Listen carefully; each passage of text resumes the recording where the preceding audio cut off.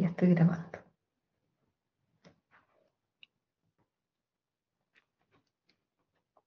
Entonces vamos a empezar con ese caminar. Hola, Claudia.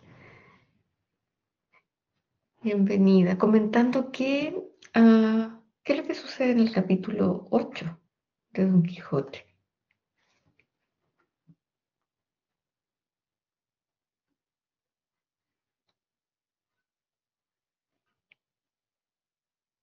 Si alguno no lo alcanzó a leer.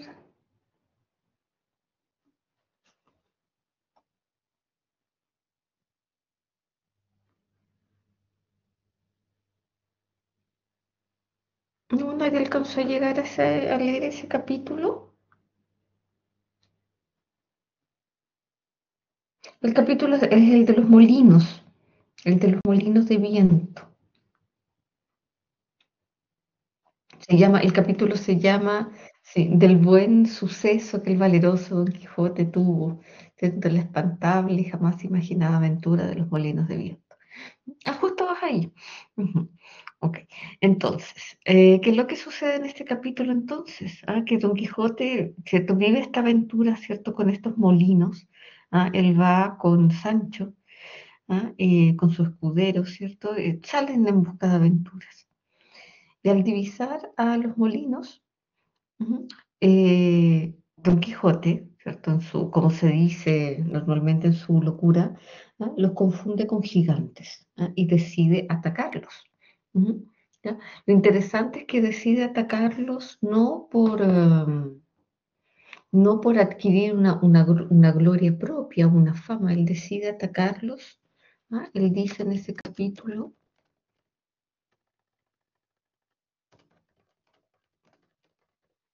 por el bien del mundo.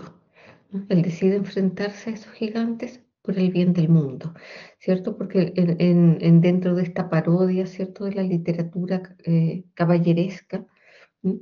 Siempre está en Don Quijote muy presente este tema de hacer algo por el bien, del otro, como de salvar al mundo de los males, de los monstruos y todo eso, por eso él va a luchar. Entonces, por el bien del mundo, se enfrenta a estos molinos y, ¿qué fue lo que le pasó? Que obviamente va a ser como violentamente lanzado, ¿ah? Por una de las astas, de este molino, va a quedar herido, va a quedar abatido. Pero ¿qué pasa? ¿Cuál es la conclusión? Que es interesante. ¿Cuál es la conclusión que hace Don Quijote al final? Lo habíamos visto en esta teoría del hombre fantástico de Dostoyevsky, ¿cierto? Que el hombre fantástico crea una segunda ilusión, ¿sí? Más loca que la primera, para poder salvar la primera.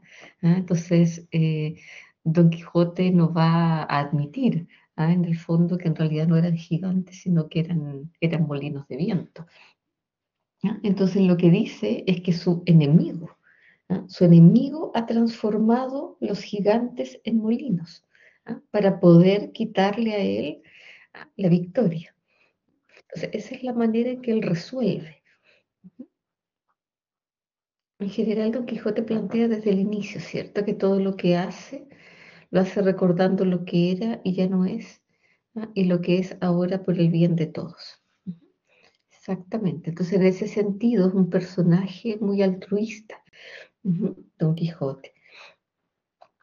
¿Ya? Entonces, así resuelve, Don Quijote este choque, porque en el fondo hay un choque, ¿no? Entre la ilusión y la realidad. Él se lanza contra unos gigantes, resulta que estos gigantes eran unos molinos, y él se ve confrontado de pronto, se ve confrontado a esta realidad, pero resuelve de forma, podríamos decir, ingeniosa, de forma de nuevo un poco como delirante, ¿cierto? De que su enemigo, fue el que le jugó esa mala pasada, de transformar a estos gigantes. Entonces ahí está el tema, idealismo, ¿cierto? Idealismo versus realidad, y cómo puede chocar a veces, cómo la fantasía choca, ujú, con la realidad. ¿Mm? ¿Cuántos de nosotros quizás no nos hemos enfrentado también en algún momento de la vida a este choque? ¿Ah? ¿no? Cuando la fantasía choca con la realidad, cuando nuestros sueños, ¿cierto?, chocan con la realidad. Ujú. Y ahí aparece otro tema, además, que no es solo este choque, ¿cierto?, entre el idealismo y la realidad, sino la resistencia. ¿Mm? La resistencia y la obstinación. ¿No? Porque a pesar de esta derrota, ¿Mm?, la fe en la misión, ¿no?, que ha asumido Don Quijote no vacila. ¿No? O sea, viene la persistencia. Ujú. ¿Mm? O lo que se podría conocer también como el pervivir. Ujú. Este verbo, ¿cierto?, antiguo que ya no lo usamos mucho, o casi nada en realidad, pervivir, que es vivir la vida con insistencia, a pesar de que nos pasen cosas malas. ¿No? Entonces ahí viene la resistencia y la obstinación de Don Quijote. Ujú. La persistencia del idealismo. ¿Mm? ¿Mm? Persistencia de la ilusión, ujú, del sueño, ujú, del ideal, ¿cierto? A pesar de un fracaso inicial. Ujú. En el fondo lo que Don Quijote está diciendo es que a pesar de que en algún momento uno choque con la realidad, hay que seguir soñando. Ujú. Hay que perseguir, ujú, ujú, perseguir, ¿no?, la ilusión, el sueño. ¿Mm? No sé si alguno de ustedes tiene algún comentario sobre este capítulo 8 o sobre este tema específicamente. También puede ser llevado a otros terrenos, o a otras obras literarias con las que podamos hacer una comparación, etcétera, sobre el idealismo y la realidad. ¿Mm? Cómo el ideal, ¿cierto?, la ilusión choca con la realidad, y la importancia de la resistencia, y la obstinación en este caso.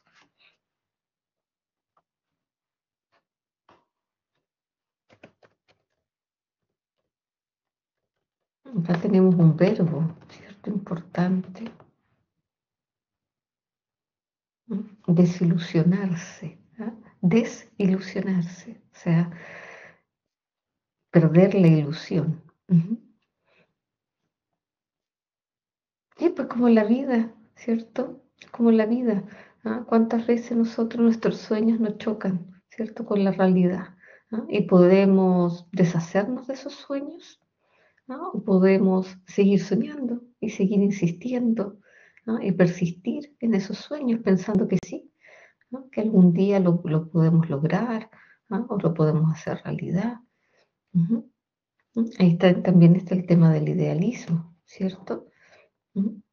Hay personas que se desilusionan quizá más fácilmente que otras personas. ¿No? Desilusionarse, ¿no?, en el sentido de perder, ¿no?, perder la ilusión. Por eso que es una obra esperanzadora, de cierta manera, pero que termina triste. Ya vamos a comentar igual esa parte al final. Caer en la realidad, pero hay que seguir. La vida es sueño, ¿no?, como la obra o esa obra que es linda, Calderón de la Barca, ¿no? Dice la vida es sueño y los sueños, sueños son. Muy hermoso. Claro, eso, por ejemplo, la interpretación, avanzando un poco hacia el final de Don Quijote, de la segunda parte, a propósito de este tema, em, al final el sueño se apaga de cierta manera, ¿no? La realidad vence, ¿no? Cuando el personaje dice, ya yo no soy más Don Quijote, ¿cierto? Se cierra ese juego literario, ¿cierto? Y es como, se parece que al final es un poco triste, quizás por eso Dostoyevsky, ¿cierto?, en el diario de un escritor, dice que es la novela más triste, jamás escrita. Ujú. Porque muere él y muere como don Alfonso, ¿cierto? Se apaga el sueño, vence la realidad, pero es esperanzador al mismo tiempo, triste y esperanzador, porque de cierta manera el ideal va a sobrevivir en otro personaje, ¿no? Ese ideal va a sobrevivir en Sancho y va a sobrevivir en todos los lectores del Quijote también. Pensemos que es una obra que además ha sido traducida a más de 140 idiomas, ¿no? Y que es el segundo libro más leído después de la Biblia. Em, Bien, vamos a seguir avanzando aquí.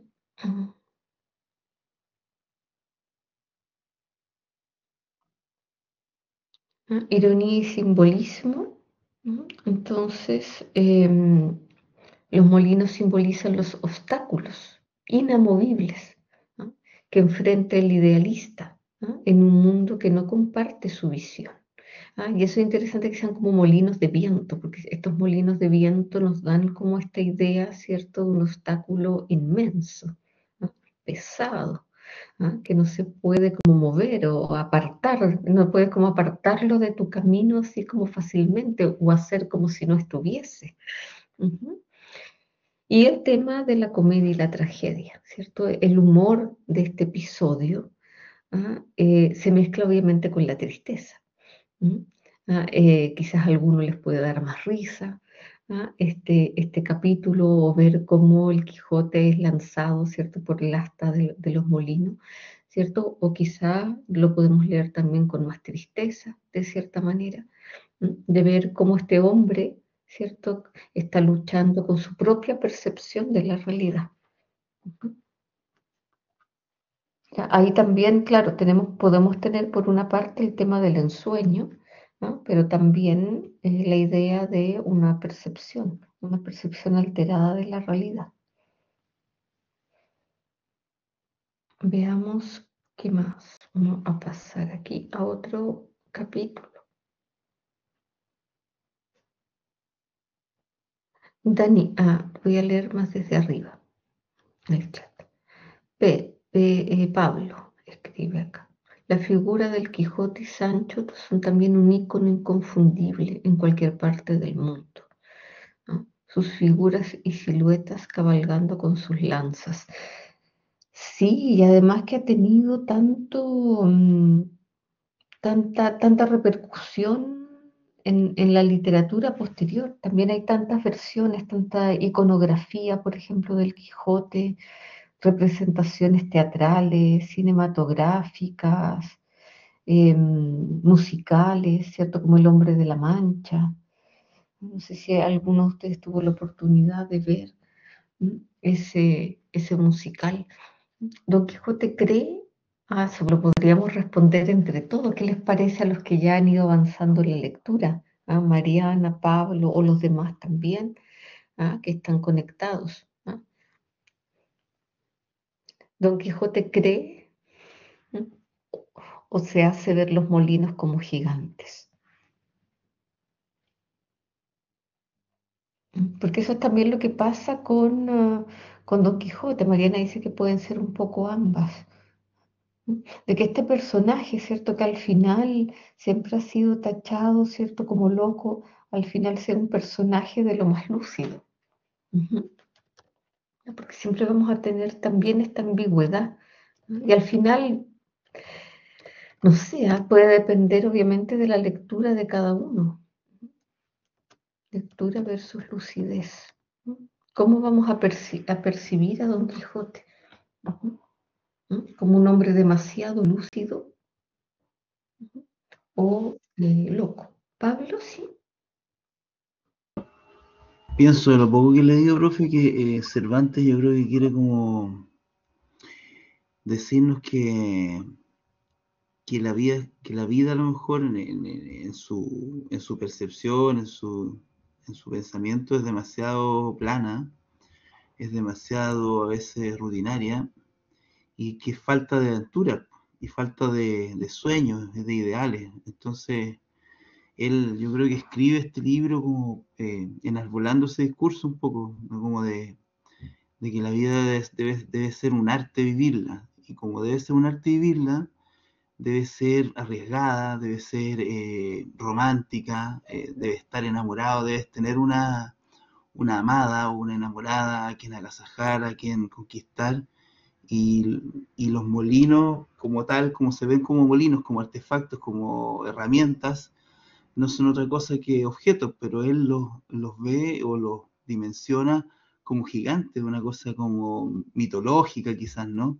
Entonces yo creo que todo eso Cervantes lo mezcla, lo amalgama para hacer este libro tan bonito. Sí, cierto, un libro hermoso. Yo creo que como dices tú, va mucho más allá como de la parodia simplemente del libro de caballería. Hay un mensaje mucho más profundo sobre la vida, ¿no? O cómo vivir la vida. Vuelvo a Dostoyevsky de nuevo, ¿no? Y a su teoría del hombre fantástico, cuando él dice, este es el libro que tenemos que llevar el día del juicio final. Cuando Dios nos diga qué has hecho de tu vida, y nosotros no decimos nada y solamente le mostramos el Quijote. Ujú.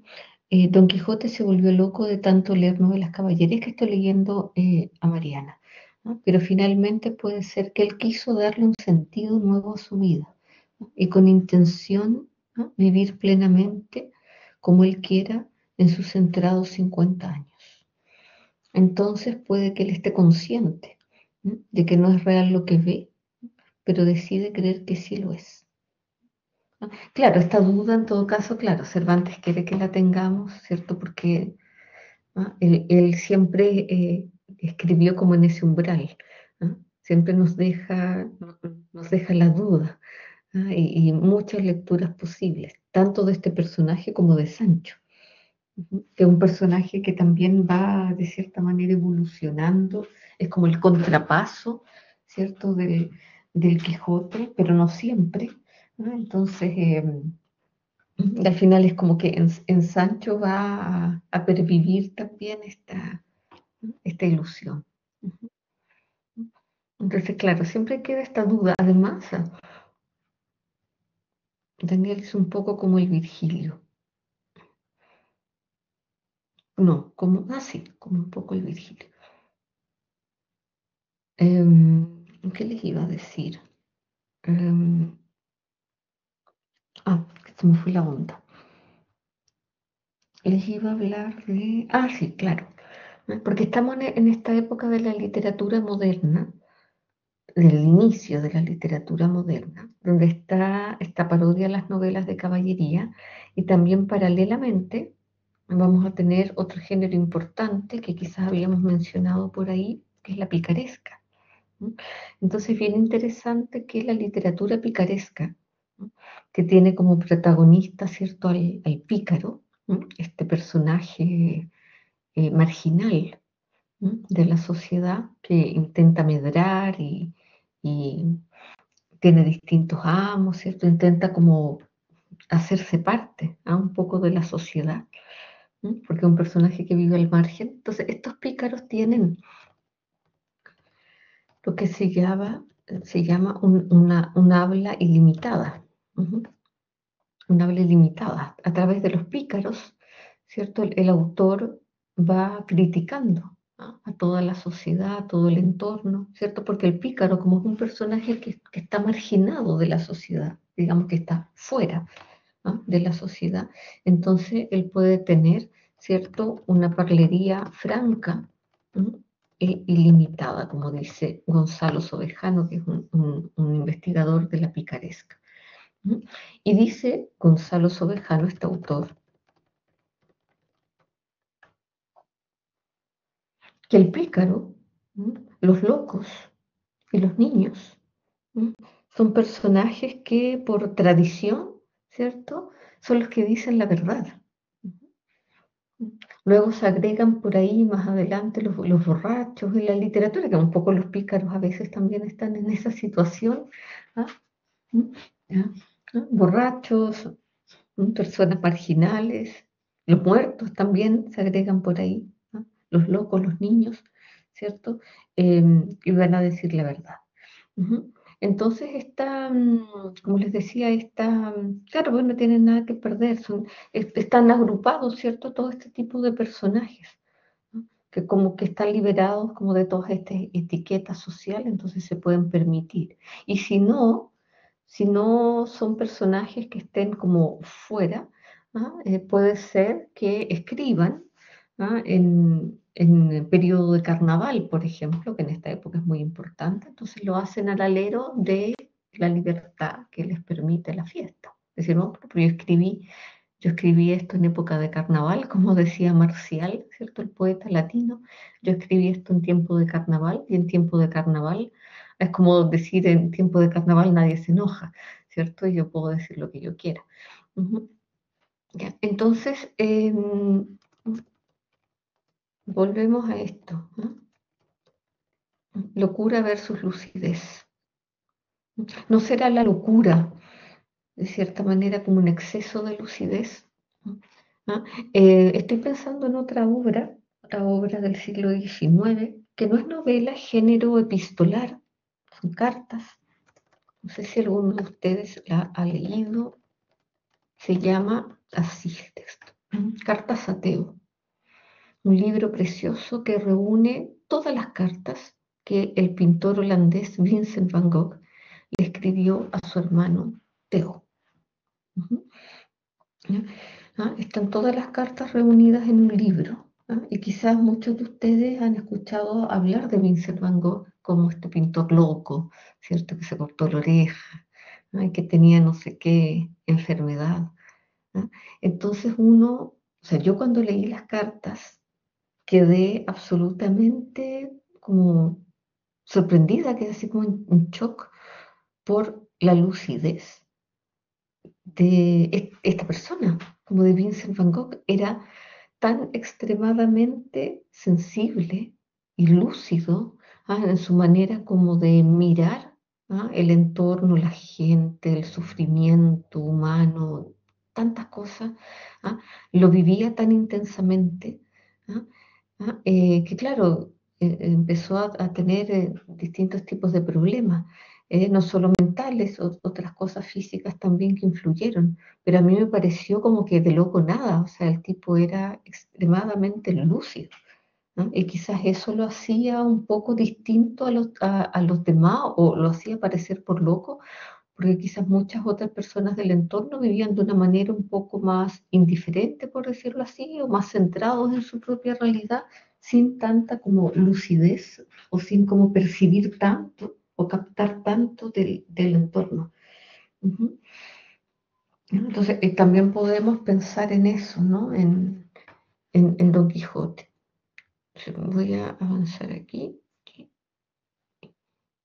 Estamos acá con el capítulo 20, ¿no? Que es este capítulo como de los ruidos, ¿no? Del miedo. No sé si alguno de ustedes ya lo leyó. ¿No? Creo que lo habíamos dejado por ahí. Don Quijote y Sancho, ¿no? Perdidos en la noche, oyen ruidos. ¿No? Oyen ruidos de los batanes. Hay algunas máquinas. Entonces Don Quijote lo asume como una amenaza misteriosa. ¿No? Y el suspenso ahí se disuelve cuando descubre que los ruidos provienen de estas máquinas textiles, en el fondo. Ujú. Temas claves, ahí está el tema del miedo. Ujú. ¿No? O sea, Sancho siente miedo. Sancho siente miedo y Don Quijote insiste en que se tienen que acercar, convencido de que se trata de una aventura nueva. Pero en realidad Sancho tiene mucho miedo. ¿Ah? Em, Amarra a Rocinante y al Rucio, que era el caballo de él, para impedir que Don Quijote avance, ¿cierto? Le roba la rienda del caballo, además, para atrasarlo. ¿Ah? Y sin embargo, al amanecer, entonces descubren que los ruidos eran de esta máquina de tela. ¿Mm? Entonces se refleja también, ¿cierto? Bueno, se reflejan los miedos, ¿cierto? Y esta capacidad humana de crear peligros, ¿no? A partir de lo desconocido. ¿No? Como que eso es muy interesante, lo desconocido, desconocido. ¿Qué nos genera lo desconocido? ¿Qué nos genera lo desconocido? ¿No? Podemos pensar, hacer como una pequeña reflexión, ¿cierto? ¿Qué nos genera lo desconocido? ¿Ah? Y cómo nuestra mente puede crear peligros, ¿cierto? A partir de algo que no conocemos. Que escuchamos un ruido desconocido, o cualquier cosa que sintamos que es desconocida, ¿cómo nos vamos a enfrentar a eso? Les puedo contar algo súper personal, pero tuve una experiencia como relacionada con esto porque en algún momento de este año participé en un taller de collage. ¿M? Entonces fuimos con varias chicas y todo porque hay una profesora que es de la Alberto Hurtado, y ella, aparte de ser profesora de literatura, es artista de collage. Entonces hizo un taller y nosotros teníamos que sacar un papelito y a cada una nos aparecía un concepto. Y a partir de ese concepto trabajábamos un collage para presentarlo al final. Y a mí en el papelito me sale precisamente lo desconocido. Y yo empiezo a hacer mi collage. En el collage un poco uno se deja ir, ¿ah? Porque cuando uno empieza el collage, uno no sabe cómo va a terminar el collage. ¿Mm? Pero claro, yo me imaginé lo desconocido como vinculado, por ejemplo, al mar, como a esta inmensidad del océano y todo este mundo profundo que no conocemos. Pero para mí fue muy alegre. ¿Ah? Entonces puse unas mujeres como bailando, como una especie, haciendo como una especie de ritual a lo desconocido, celebrando de cierta manera también esto como de lo desconocido. Y después al hacer todo el análisis, quizás me di cuenta que estoy en una etapa de mi vida en que a lo mejor ya lo desconocido no me inquieta, o no me angustia o no me asusta tanto como quizás en otras etapas de mi vida. Porque eso también puede ir cambiando, ¿no? Cómo uno se enfrenta a lo desconocido. Muchas veces, y cuántas obras literarias, ¿cierto? Y también lo podemos ver en la Ilíada, en la Odisea, ¿cierto? En estos personajes que tratan de conocer más de lo que deben, y desafían, ¿cierto? Los límites del conocimiento humano. Ujú. Obviamente hay un límite, ¿cierto? Pero muchas veces queremos traspasar ese límite, o queremos saber, qué nos depara la vida, qué va a pasar más adelante. ¿Ah? Y así, ¿cierto? Y existen, ¿cómo podríamos decir?, prácticas, ciertas prácticas en la sociedad, ¿cierto?, que le ofrecen a las personas entrar al mundo de lo desconocido, y saber lo que va a pasar más adelante, etcétera. Entonces, aquí hay todo un tema, ¿ah? Pero acá está el tema, ¿cierto?, del miedo, del miedo a lo desconocido, y estos monstruos que nosotros vamos creando.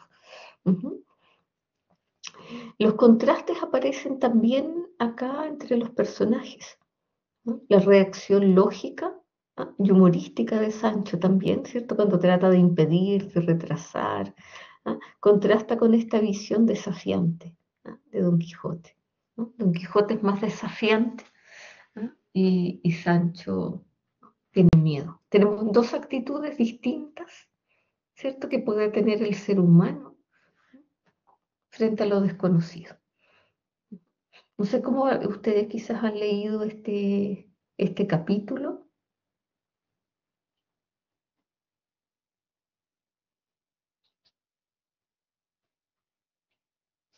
o este tema, ujú, del miedo, de lo desconocido.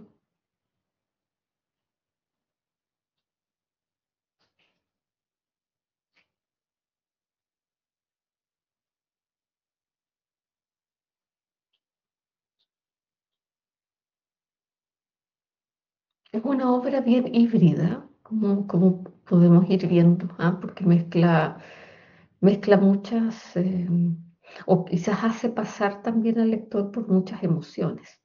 ¿No?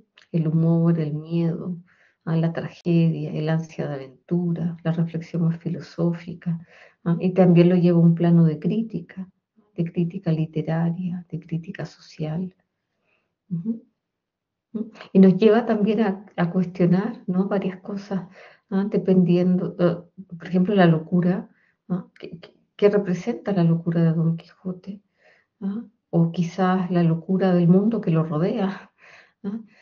Y el idealismo, hasta qué punto el idealismo puede ser peligroso o admirable al mismo tiempo.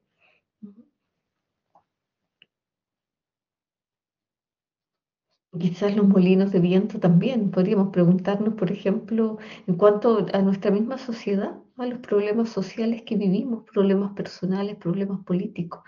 ¿Qué tipos de molinos de viento enfrentamos hoy? De hecho, eso es una expresión popular. Quizás en Chile no se usa tanto, pero en España es como un dicho del día a día, luchar contra molinos de viento. ¿Ah? Le podemos decir a otra persona, oye, mire, tú estás luchando contra molinos de viento.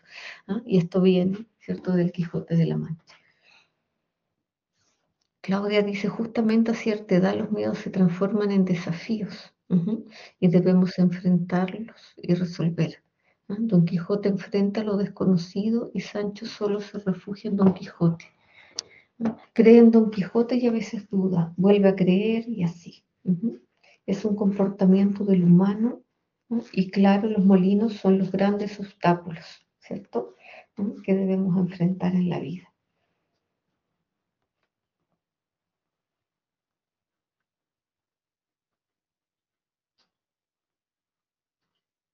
Acá también en cuanto a los elementos que podamos encontrar en el texto está la técnica del suspenso, ¿cierto? Cervantes juega, ¿no?, con la expectativa del lector. En ese sentido, esto es muy moderno, están todos estos rasgos de la literatura moderna, ¿ah? Intensificando la tensión, ¿cierto? Para luego deshacer esta tensión cuando se descubre algo mundano, ¿ah? Que es algo que va a aparecer, por ejemplo, a veces en cuentos de misterio, ¿ah? O en cuentos como de horror. Simbolismo. Los fatales también representan los peligros de la vida ordinaria, de la vida cotidiana, de la vida común, ¿cierto? Que Don Quijote convierte en aventuras épicas, ¿no?, debido a la visión heroica que él tiene.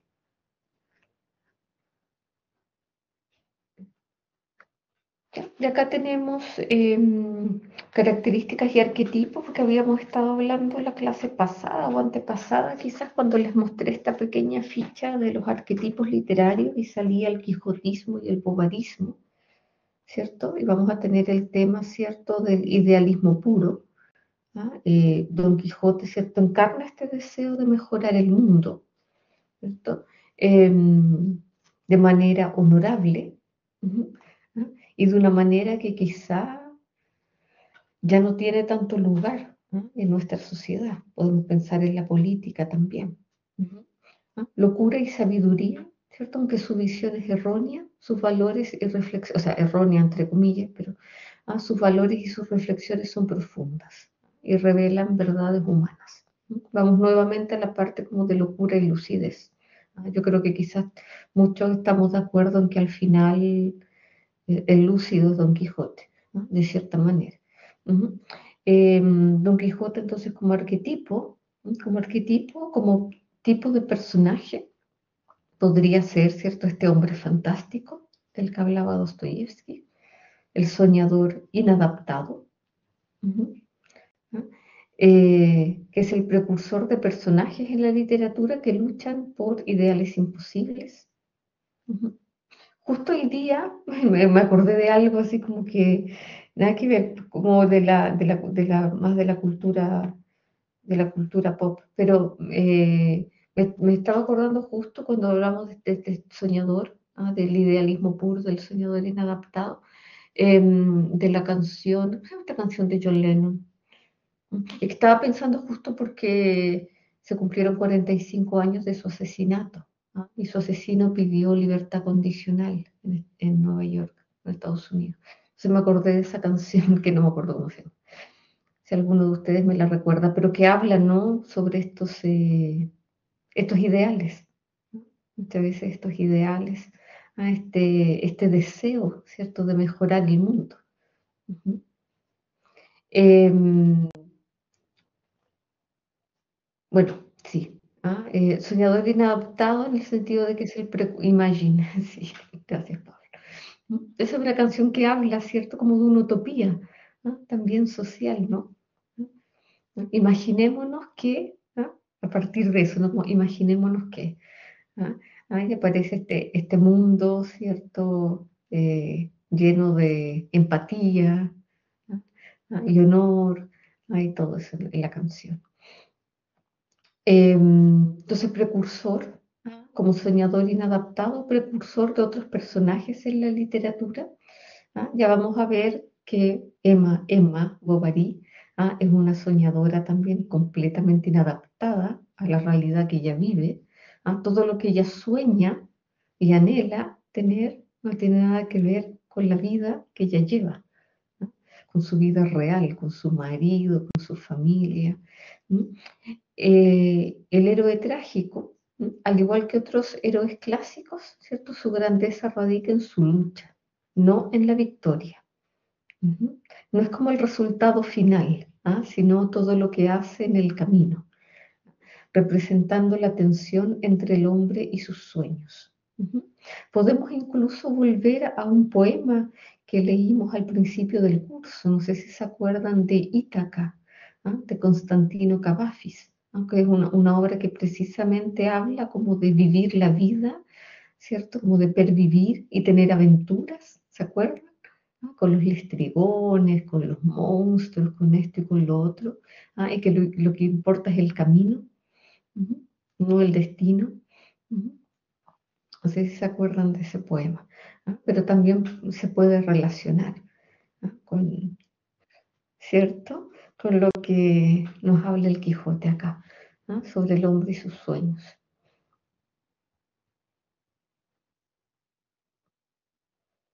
Influencia de Don Quijote en la literatura universal, o sea, imagínense. Claro, lo importante era el viaje, y no el destino. Y desear que este viaje sea largo, ¿se acuerdan? Y lleno de aventuras, y hablaba de los mercados y de esto, de lo otro, de comprar las joyas en los mercados aquí y allá, ¿cierto? Y como toda esta aventura.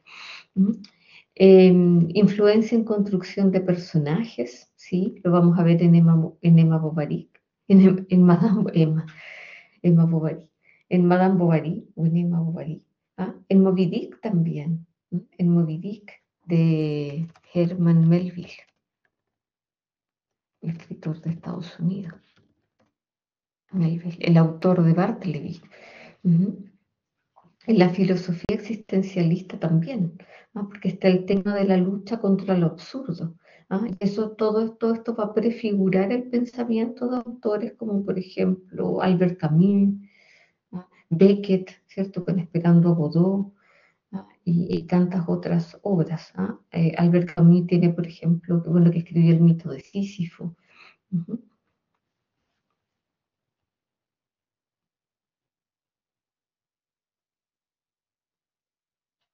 En resumen, entonces, ¿por qué se considera Don Quijote la primera novela moderna? Uh-huh. Porque cuando hablamos de novela moderna, entonces partimos de Don Quijote en adelante, ¿no? ¿Cómo juega Cervantes con esta idea, ¿no? De ficción y de realidad? ¿No? ¿Y qué papel tienen figuras como Sancho, ¿no? O el propio lector narrativo? Eso también es interesante preguntarse. Acá pueden haber, por ejemplo, preguntas a desarrollar en la Solemne 2, ¿no? Si alguno de ustedes quiere trabajar con el Quijote, uh-huh, o con algún capítulo en específico del Quijote, ¿no? También se puede hacer cargo de algunas de estas reflexiones. La clase pasada creo que alcanzamos a ver, ¿cierto? Porque en el PowerPoint, de la primera parte del PowerPoint, ¿cierto? Y vimos todas las características que tiene una novela moderna, ¿se acuerdan? Y todas estas características estarían dentro de lo que es Don Quijote.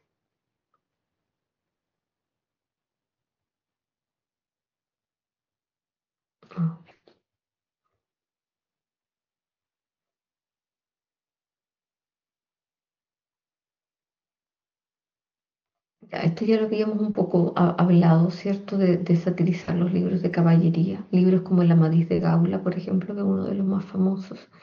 No presentar a un héroe perfecto, sino contradictorio, ridículo y noble a la vez, ¿cierto? Habíamos mencionado también la clase pasada que este tipo de héroe ya se encuentra en alguna literatura anterior, como el Odisea, ¿cierto? Odiseo no es un héroe perfecto. ¿Ah?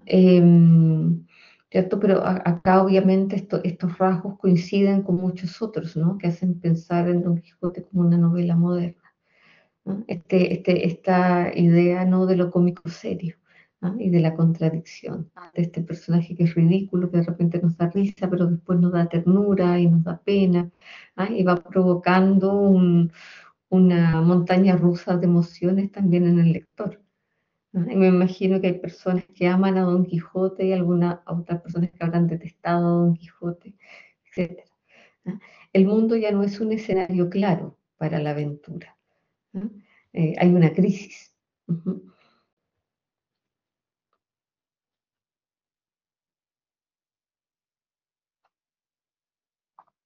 Narración compleja, entonces, lo habíamos visto como característica de la novela moderna, porque el narrador principal dice que se encontró un manuscrito, y eso después se va a transformar en una especie de tópico. Muchas obras hasta el siglo XIX van a empezar así. El autor va a decir como, me encontré un libro, ¿cierto? Me encontré un manuscrito, me encontré este texto, y lo empieza a relatar. El tema de la polifonía, la polifonía, muchas voces, ¿no? Digresiones, intersecciones de otras historias, ¿cierto? Como la historia de Cardenio, ¿no? El lector no sabe con certeza ya dentro de este libro en algún momento como qué es verdad y qué no es verdad. Uh-huh. Autoconciencia y metaliteratura, entonces, súper interesante, porque en la segunda parte de Don Quijote, los personajes han leído la primera parte del Quijote, ¿no? Entonces, ese juego metaliterario es súper moderno, novedoso, muy interesante, ¿no? Cómo los personajes han leído, ¿no? La primera parte del libro. Uh-huh. La novela comenta, ¿cierto?, sobre la propia creación literaria, ¿no? Entonces, ahí también es súper interesante porque Cervantes hace también un poco o deja plasmado de cierta manera también toda su estética y su ética, ¿no? Respecto a su labor de escritor también. Uh-huh. Visionario, Don Quijote, o ridículo.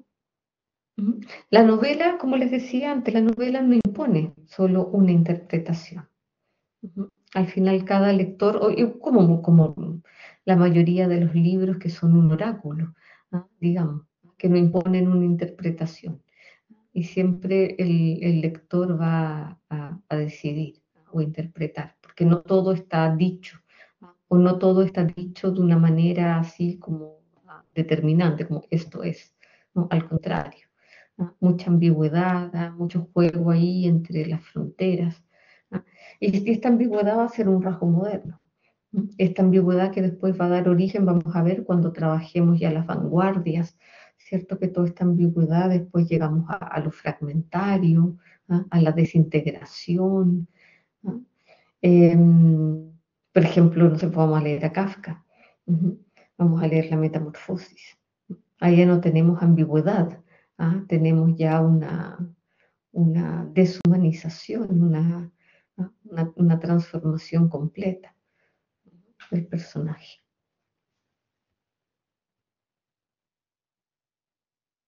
La construcción del sujeto moderno también es muy importante, ¿no? Porque Don Quijote tiene conciencia de sí, y va cambiando a lo largo de la obra. Él toma una determinación al inicio y toma una determinación al final. Uh-huh. Él vive ese conflicto interno. Ese conflicto interno no es solo como un símbolo, sino que es una experiencia real. Acá tenemos un pequeñito, ¿no?, resumen de lo que es cierto, la ficción versus realidad. Los molinos, los gigantes, donde está el poder de la imaginación. La venta, ¿se acuerdan? Con los castillos, ¿no? Una deformación cómica de lo real, ¿no? En la segunda parte, la realidad se contamina más con la ficción. Lectores dentro de la propia obra. Y ahí está el nivel metanarrativo. Y es súper interesante porque este juego de la realidad, realidad y ficción, ¿cuántos autores no lo van a trabajar después? A ser un rasgo súper importante de la novela moderna y contemporánea. De hecho, estoy pensando, por ejemplo, ay, miren, se me fue el título. No sé si alguno de ustedes recuerda cómo se llama este cuento de Cortázar. donde se mezcla la ficción y la realidad, que hay un hombre que está en su escritorio leyendo un cuento, está sentado en un sofá leyendo un libro y se mezcla la realidad con la ficción, porque él está leyendo la historia, no sé, no, pues no es ay, no, parece que es algo de los jardines, los patios, y él está leyendo la historia, el cuento que él está leyendo es como de una mujer que es casada pero tiene un amante y acuerdan con el amante eliminar al marido. Entonces el amante toma un cuchillo, parece así, y dice que él lo va a ir a matar. Y describen cómo el amante entra a la casa. Y sube la escalera y gira y ve la oficina y abre la puerta y aparece parado atrás del hombre que está leyendo el libro y le clava el cuchillo. Se llama La continuidad de los parques, parece. Pero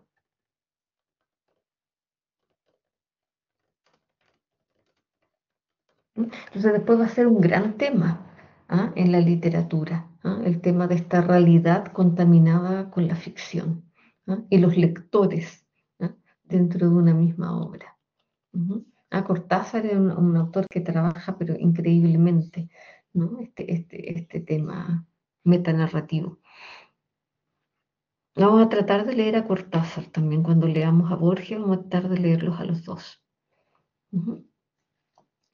El papel de Sancho, entonces, muchas veces esto aparece como un contrapunto, representa el mundo real, el sentido común, pero también evoluciona, ¿no? Un personaje que empieza a creer, ¿no? Se transforma en el par de Don Quijote. ¿Ah? Este dúo, este par Quijote-Sancho va a funcionar como en algún momento una sola unidad, una sola unidad dialéctica.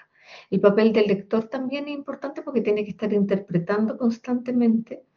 Nos transformamos en lectores, cómplices, testigos, jueces, personajes implícitos, etc. Ahí está la modernidad.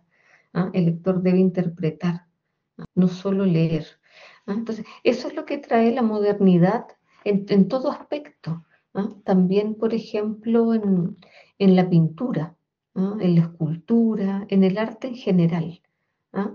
Antes teníamos una relación que era autor-obra. Autor-obra. Y luego a partir de la modernidad la relación va a ser autor-obra y público.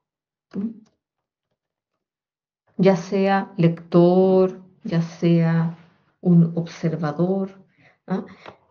Podemos ver, por ejemplo, en las pinturas también claramente esta diferencia. Por ejemplo, si vemos, pensemos en Chile, tenemos, bueno, nosotros no teníamos una escuela de pintura en la época de la independencia. O sea, perdón, de cuando llegaron los españoles, pues nos instalaron en Chile escuelas de pintura, pero sí tenemos pinturas que han sido donadas por Perú, Ecuador, em, por cualquier obra. A ver.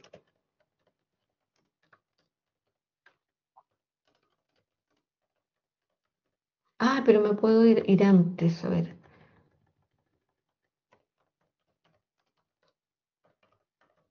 Vamos a poner siglo XIX, quizás aquí, o XVIII.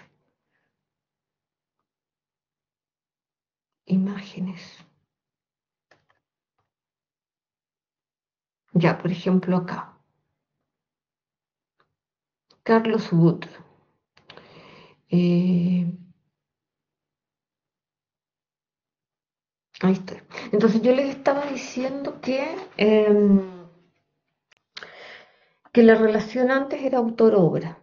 Y se ve, por ejemplo, en la pintura religiosa antigua, por ejemplo, en esa época de cuando los españoles estaban tratando, ¿cierto?, de imponer el catolicismo, mandaban a pintar capítulos de la Biblia, ¿cierto? Y claro, está, por ejemplo, no sé, cuando Jesús se pierde en el templo.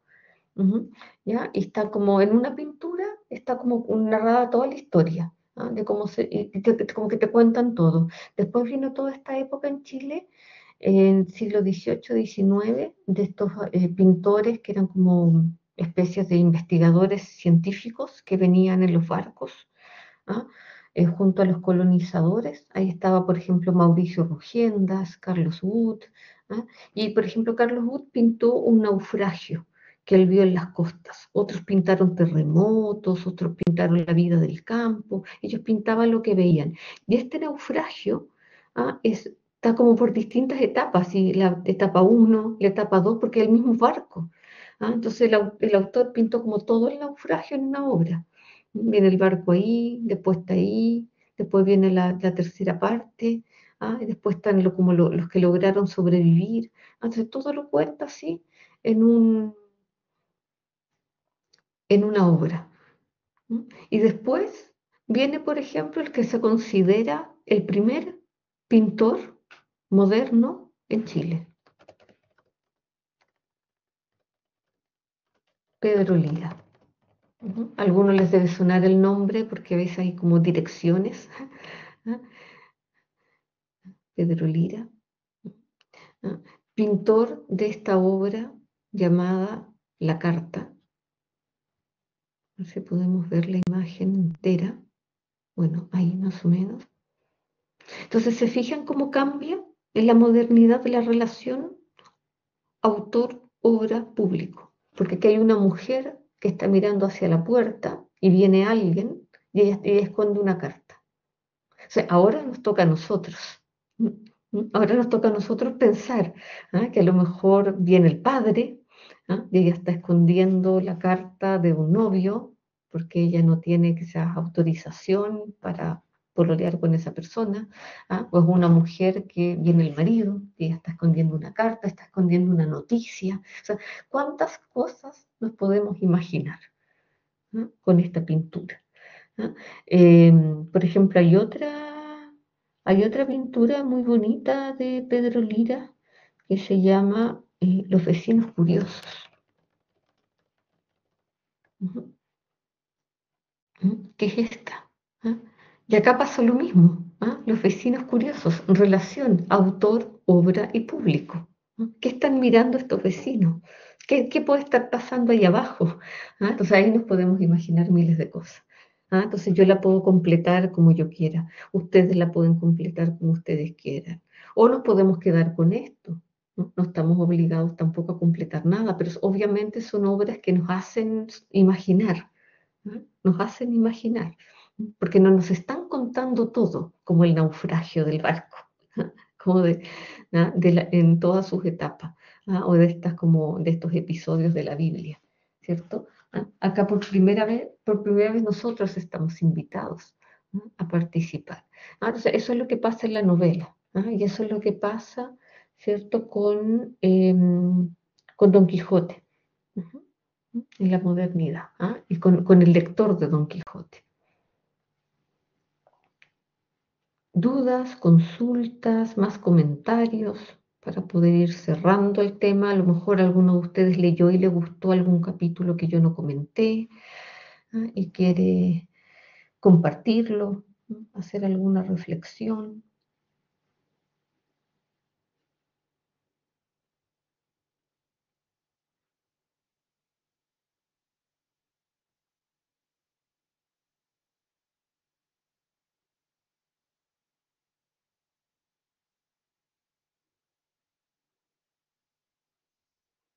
Pablo, sí. Sí, profe, una consulta. Esos apuntes que usted muestra, ¿están en algún lado en el Blackboard o no? Cosa, Esos apuntes que usted tiene, que proyecta ahí en la pantalla, ¿están en algún lado del Blackboard o no? O me parece que solamente... todavía no, pero déjame, lo voy a abrir, lo voy a compartir aquí al tiro. Ujú. Ya, profe, Lo gracias. voy a compartir ahora. Ok. Y se me está abriendo.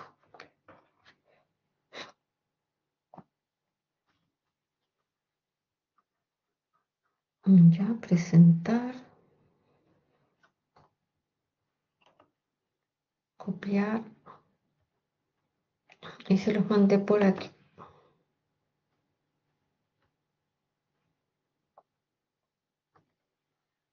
Ahí está. Ahí está. ¿Algún comentario más antes de ir cerrando el Don Quijote?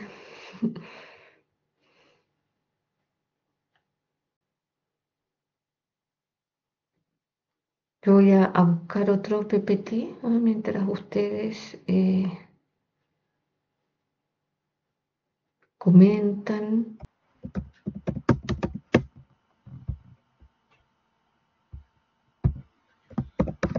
Si no, vamos a introducir la figura de Flaubert, que va a ser nuestro próximo autor. A ver. ¿No tiene su mamá su mamarrita? Sí la tiene. Perdón, Pablo, pensé que me hablabas a mí. Oh, disculpe, no, está ahí mi hijo que está medio enfermo, está diciendo que se abrigara. Que pasemos a Flaubert,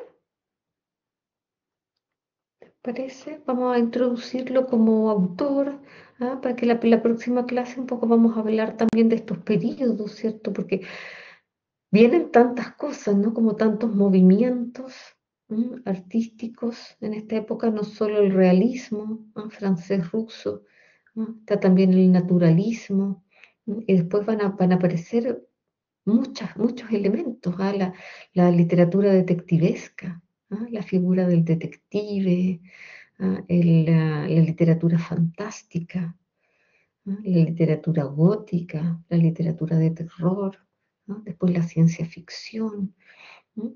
Después viene el tema de las vanguardias, ¿cierto? Del fragmento y tanta cosa que vamos a tener de aquí en adelante y vamos a tratar de mencionar o tratar lo más posible.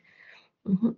Entonces el autor, digamos que se nos viene, yo lo adelanto un poco, porque en realidad viene más adelante Flaubert, en el programa será la clase, no sé, ya como la clase 16, quizás Flaubert o 17, pero el Madame Bovary es súper largo. ¿Mm? Madame Bovary es un texto largo, tiene como 400 páginas, pero creo que ya les había comentado que podían leer también otras obras además de Madame Bovary. También tenemos que ver algo del existencialismo. A ver, ¿dónde está Madame Bovary? Realismo, naturalismo. El 16. Y aquí fue donde yo, ¿se acuerdan que les mostré la clase pasada? Si no estoy loca, que también dejé unos cuentos de Guy de Maupassant, de Chekhov, de Leonidas Andreyev. Dejé la novelita breve de Dostoyevsky, El cocodrilo, como lecturas alternativas. Sí, se acuerdan que se los mostré, ¿cierto? Entonces, si se quieren lanzar en la lectura de Madame Bovary, es una novela de más o menos, qué sé yo, unas 400 páginas, si no están todas las otras lecturas breves, ¿no? Que están en el Blackboard. Entonces voy a compartir esta presentación de Flaubert y nos vamos a quedar con eso, un poco con su biografía para que la próxima clase hablemos de realismo y naturalismo. Entonces, compartir.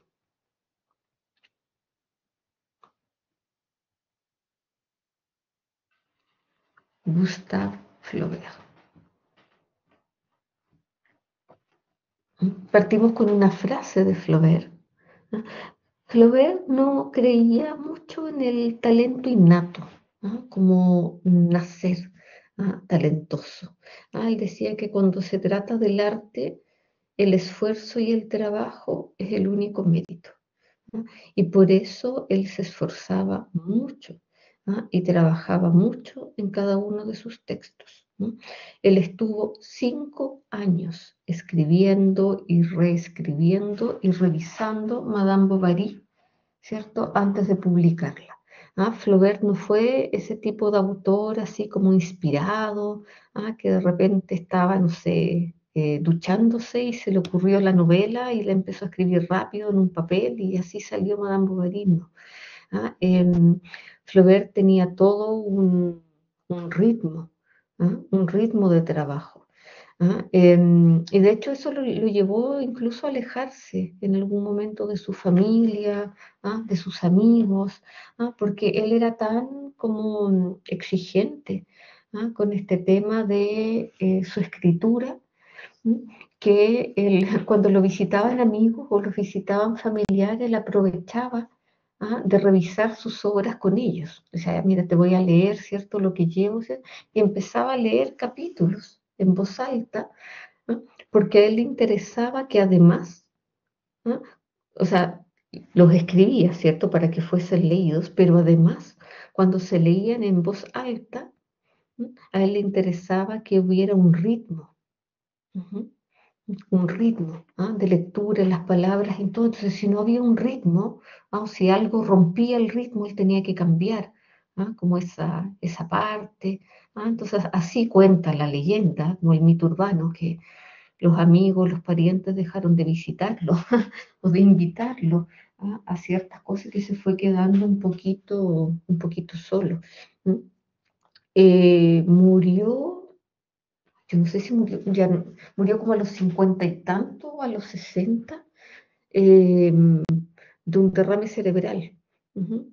Y por ahí puede que no haya tenido nada que ver, ¿cierto? Pero algunos biógrafos de Gustave Flaubert, dicen que podría haber tenido relación, ¿cierto? Con que muchas veces no dormía, ¿cierto? Y trabajaba para poder corregir estos libros, no descansaba, no se distraía, ¿no? Etcétera. Ujú. Entonces nació el 12 de diciembre de 1821 en Rouen, en Francia, en una familia de clase media acomodada. Su papá era médico, era cirujano en un hospital de la ciudad, y Flaubert lo acompañaba muchas veces a su trabajo al papá, y este ambiente hospitalario va a influir en su obra.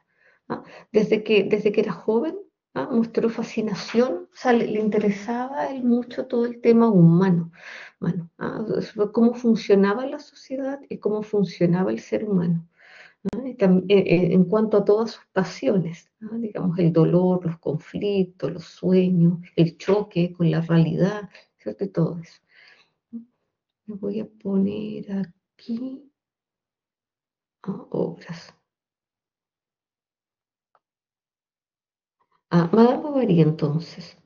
Madame Bovary es la obra que vamos a leer. Fue publicada por entregas en la revista La Revue de París en 1856. En esa época, igual que en Chile en el siglo XIX, las obras se publicaban por folletín. Ujú. También, por ejemplo, Crimen y Castigo, El Jugador, todas estas novelas de Dostoyevsky se publicaban por folletín. ¿Ya? Entonces se publicaban en la revista por entrega. Por ejemplo, todos los martes un capítulo.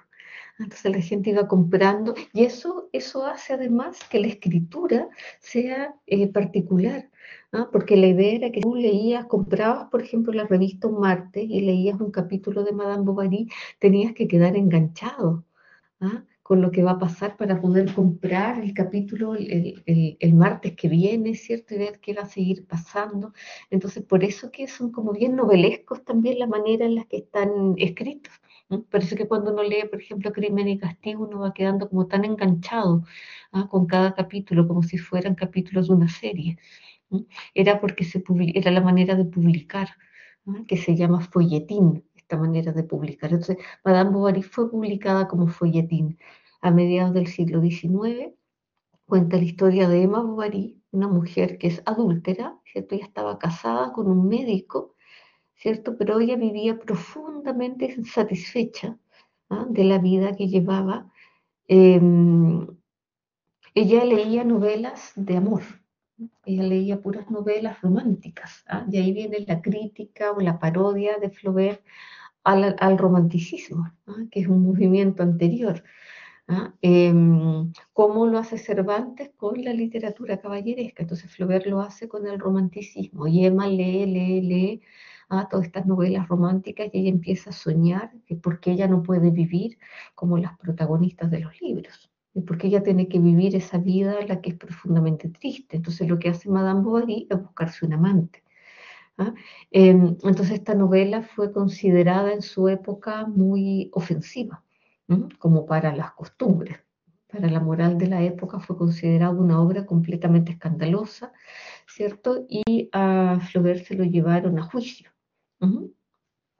En 1957 Flaubert fue llevado a juicio en Francia, acusado de ofensas a la moral pública y religiosa y a las buenas costumbres, por el libro Madame Bovary.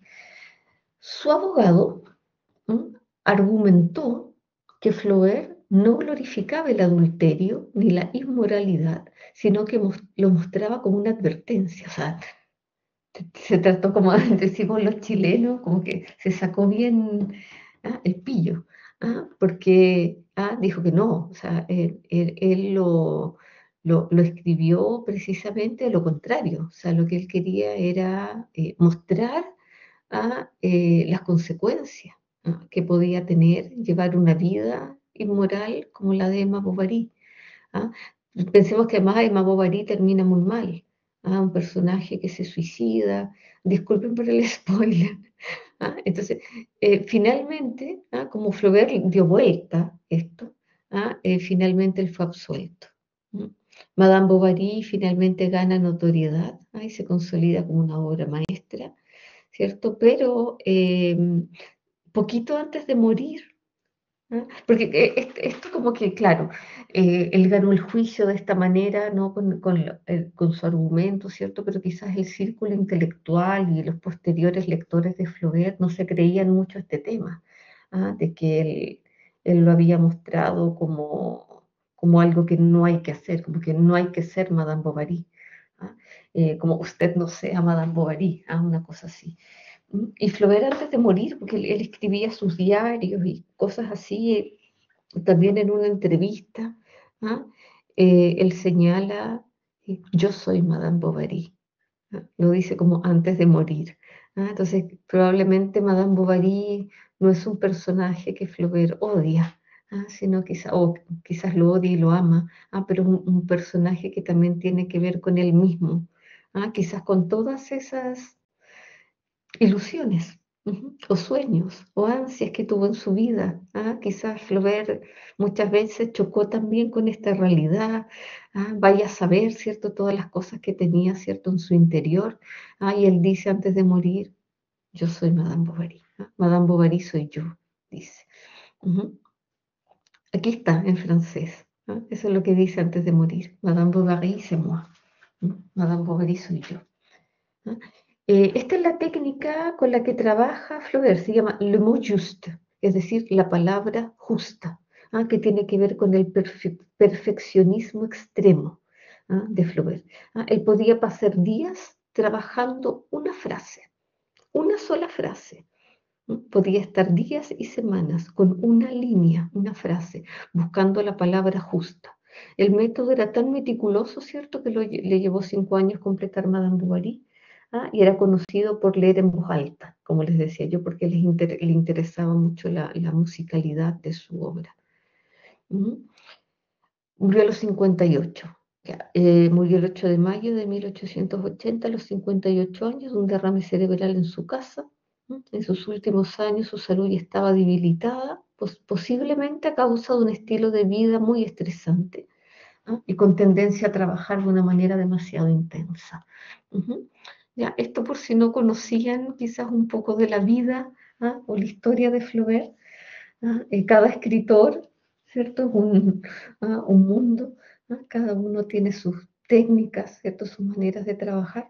Vamos entonces a ir comentando de a poquito el tema de Madame Bovary, probablemente para que tengan tiempo, si quieren, de leer Madame Bovary, si no pueden leer cualquiera de las otras obras que están colgadas, porque las voy a ir mencionando quizás cada una un poquito.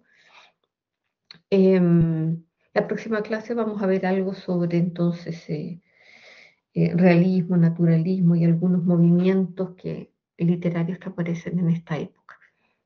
Y de a poquito vamos a ir entrando en Madame Bovary.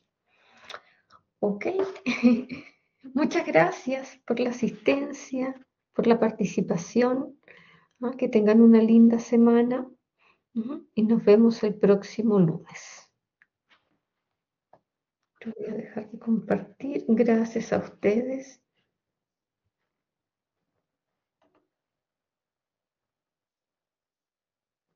Nos vemos. Voy a copiar también aquí este link a esta presentación de Flaubert. Por si la quieren guardar. Sí, Daniel, diga.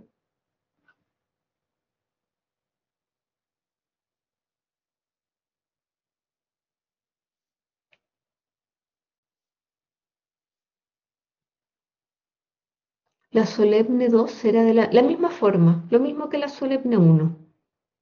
Eso se llama solemne 2, lo mismo. ¿No? Solo cambian los autores con los que van a trabajar, porque van a poder elegir entre Cervantes, ¿no? Entre Kafka, ¿no? Flaubert, Borges, ¿no? Y quizás algún autor que incorporemos en las lecturas, ¿no? Quizás Dostoyevsky, Cortázar, ¿no?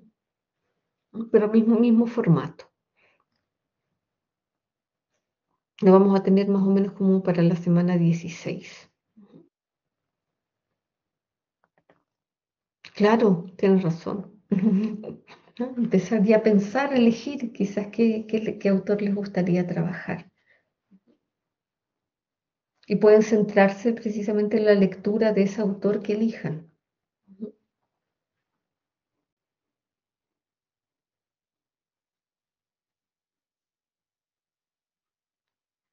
Súper. Nos vemos. Buenas noches.